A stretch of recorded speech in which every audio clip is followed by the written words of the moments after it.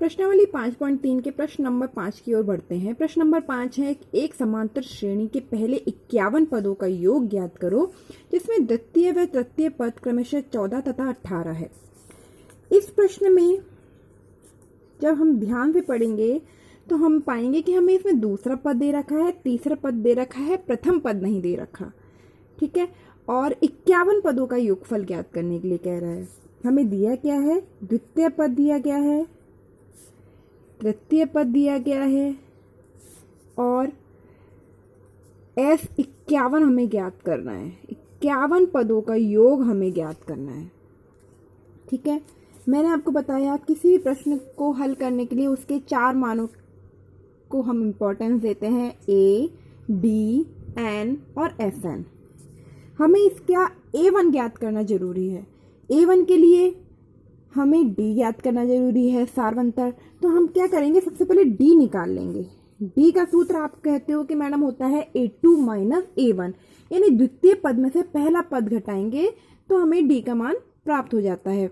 और अभी तक पिछले सवालों में हम ऐसा ही करते आ रहे हैं, A2 में से A1 घटाते आ रहे हैं। द्वितीय पद में से पहला पद घटाते थे तो सारवंतर प्राप्त हो जाता था, लेकिन यहाँ पे तो पहला पद है ही नहीं। तो अब क्या करें, तो हम क्या करेंगे, तीसरे पद में से दूसरा पद घटा लेंगे तो भी हमें D प्राप्त हो जाएगा। D क्या होता है, सारवंतर। सारवंतर मतलब उस समांतर श्रेणी के दो पदों के बीच का जो पद है, उस अंतर वो हमेशा बराबर रहे। किसी श्रेणी के पद के और उसके पूर्वगामी पद के बीच का अंतर, यानी कि मान लो तीसरा पद है और उसका पूर्वगामी पद यानी पहले आने वाला पद दूसरा पद है, तो उनके बीच का अंतर सारवंतर कहलाता है। तो हम D निकालने के लिए यहाँ पे तीसरे पद में से दूसरा पद घटा देंगे। घटाया ना हमने, तीसरे पद में से उसका पूर्वगामी पद घटाना होता है। आप अंतर के लिए दूसरे पद में से तीसरा पद नहीं घटा सकते, किसी पद में से उसके पूर्वगामी पद को घटाना होता है, पहले आने वाले पद को घटाना होता है। तो A3 में से A2 घटाइए। A3 का मान है 18 और A2 का मान है 14। तो D का मान हमें प्राप्त होता है 18 में से 14 गए 4। ठीक है, अब हम इस D के मान से A1 का मान प्राप्त कर सकते हैं। कैसे, देखिए A2 का मान कैसे प्राप्त होता था, A1 के मान में D जोड़ देते थे और A2 का मान प्राप्त हो जाता था ना। A1 के मान में D जोड़ने पर A2 का मान प्राप्त होता था। तो यदि हम A2 के मान में से D घटा देंगे तो A1 का मान प्राप्त हो जाएगा। A2 के मान में से D घटा देंगे तो A1 का मान प्राप्त हो जाएगा। इसको इस तरीके से भी समझ सकते हैं, आपके पास ये सूत्र है कि A2 का मान प्राप्त करने के लिए हम A1 में D जोड़ते हैं, अर्थात A2 बराबर A1 प्लस D। A2 का मान प्राप्त करने के लिए A1 प्लस D करते हैं। अब हमें A1 का मान निकालना है, तो हम क्या करेंगे, D का पक्षांतरण कर देंगे। D को दाएं पक्ष से बाएं पक्ष में भेज देंगे। तो D जब दाएं पक्ष से बाएं पक्ष में जाएगा तो माइनस का हो जाएगा और हमें प्राप्त होगा A2 माइनस D बराबर A1। इस सूत्र में रखकर हम A1 का मान प्राप्त कर सकते हैं। तो A1 बराबर A2, A2 का मान है 14, तो A2 माइनस D का मान है 4। तो 14 में से 4 गए तो आया 10। इस तरीके से हमें A1 का मान प्राप्त हो गया। फिर आता है नंबर N का। कितने पदों का योग निकालना है, 51 पदों का। तो N का मान आ गया 51 और ज्ञात क्या करना है, 51 पदों का योग। तो हम सूत्र में रखकर आराम से इस प्रश्न को हल कर सकते हैं। यहाँ पे केवल इस प्रश्न को घुमाया गया है कि आपके कंसेप्ट क्लियर है या नहीं, यह पता करने के लिए इस तरीके के सवालों को दिया जाता है। ये सवाल हल करने में तो बहुत आसान होते हैं, लेकिन इन सवालों को समझना, इसकी वह क्या ज्ञात करने के लिए कह रहा है और उस प्रश्न में क्या दिया गया है, यह बहुत महत्वपूर्ण होता है। तो देखिए हमें दूसरे पद और तीसरे पद से प्रथम पद और सारवंतर प्राप्त करना था। यह सवाल आप तभी कर पाओगे जब आपके कंसेप्ट क्लियर होंगे, क्योंकि इसमें आपको सीधे सीधे A1, A2, A3, D नहीं दिए गए हैं। A2 और A3 के मानों से हमने D प्राप्त किया, A3 में से A2 घटाकर D प्राप्त किया, और इस सूत्र से कि दूसरा पद कैसे प्राप्त करते हैं, A1 में D जोड़ देंगे तो दूसरा पद प्राप्त होता है, दूसरे पद में D जोड़ते हैं तो तीसरा पद प्राप्त होता है, तीसरे पद में सारवंतर D जोड़ने पर चौथा पद प्राप्त होता है।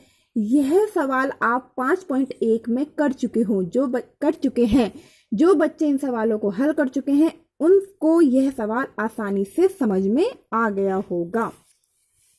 D का मान आ गया 4, A1 का मान आ गया 10, N का मान हो गया 51 और हमें ज्ञात करना है F51। N पदों का योग ज्ञात करने का सूत्र होता है N/2 कोष्टक 2A plus कोष्टक N-1D। N का मान 51 रखेंगे क्योंकि हमें 51 पदों का योगफल निकालना है, बराबर 51/2 कोष्टक 2, A का मान रखेंगे गुणा 10। A1 पहला पद का मान आया 10 प्लस छोटा कोष्टक N का मान रखेंगे 51 माइनस 1 कोष्टक बंद, D का मान हम रखेंगे 4,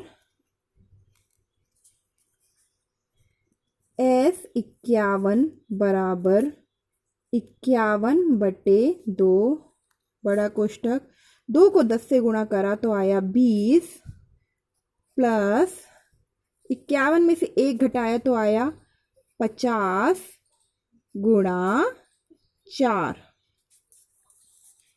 S51 बराबर 51/2 कोष्टक, इन सबको हम देखो ऐसे के ऐसे उतारते आ रहे हैं। सबसे पहले इस बड़े कोष्टक के अंदर हम जिन जिन पदों को हल कर सकते थे पहले उन पदों को हल करेंगे।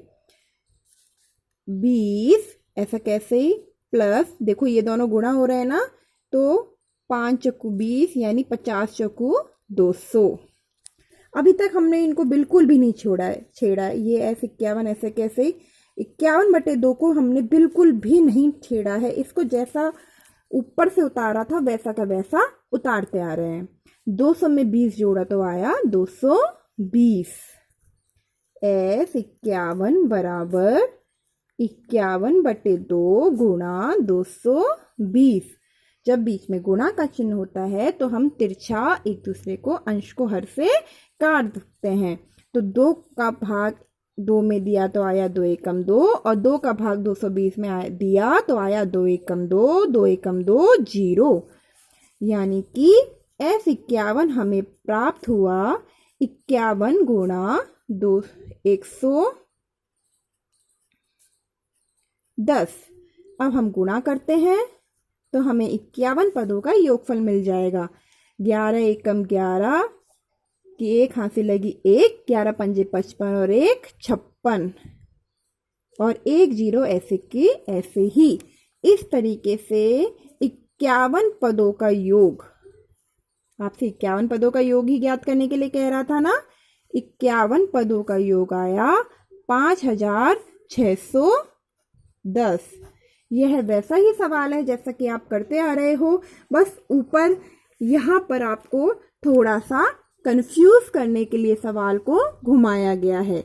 यदि आपके कंसेप्ट क्लियर है तो आपको यह सवाल बिल्कुल सरल लगेगा।